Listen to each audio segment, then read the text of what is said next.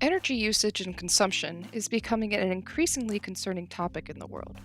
As the human population grows, the need for energy increases. The top contributor to energy consumption and greenhouse gas emissions is electricity and heating. Among that, 17% of all energy consumption and greenhouse gas emissions are from residential and commercial buildings.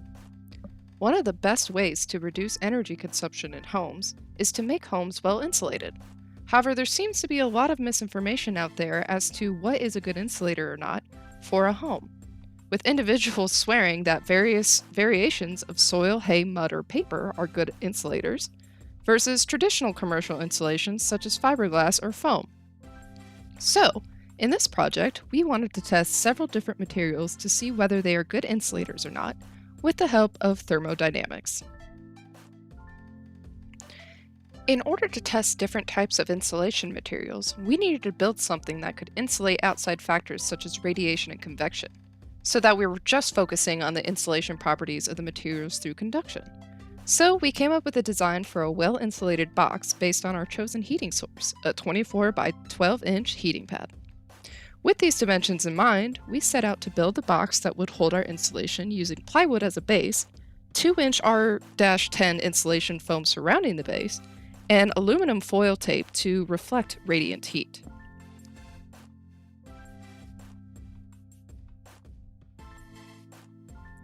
With our build complete and a heating pad set in place, we finally were ready to test our 3 different insulation materials.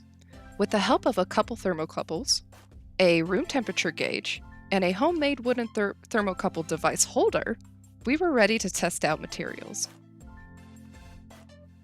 The first material we tested was the easiest and most readily available on the market, fiberglass.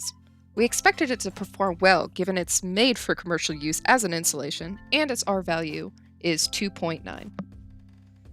The second material we tested was shredded newspaper. We chose this due to its properties seeming to be that of a good insulator, and the general public's belief that it is a good insulator. It also has an R value of 3.6, which means it should be a good insulator and resist heat flow. The third and final material we tested was a sandy loam soil. This one we chose because of the apparent disagreements among the general public as to whether soil is a good insulator or not. Earth-sheltered homes are becoming more popular as people try to find unique ways to reduce the energy required to heat or cool their homes. With an R value of 0.375, it's not likely that this material is going to be a good insulator. We found theoretical values for all 3 materials, including the density, R value, heat capacity, and thermal conductivity. With these, we measured the diffusivity of each material. We waited until we reached a steady state with all the materials before taking our temperature readings. With all of these numbers together, we were able to calculate the thermal diffusivity, resistance, and efficiency of each material. Without a doubt, the most cost-effective insulation in our findings was the fiberglass, given its ease of installation, moisture resistance, and recyclability. Its efficiency came out to be a whopping 92%, with a resistance of 10.25 degrees Celsius per watt. Newspaper was our second most thermally efficient material. Its efficiency came out to be 93%, with a resistance of 8.2 degrees Celsius per watt. The shredded material gave way to some air, thus reducing the insulating properties that could have otherwise been provided. Given the paper's recyclability, this material may be a good solid solution to insulation in the walls of homes. The soil, on the other hand, was the least thermally efficient material out of the 3. It has an efficiency of 45%, with a resistance of 0.63 degrees Celsius per watt. Overall, fiberglass and paper could work well as insulators for homes. Soil, on the other hand, should probably not be used inside of walls.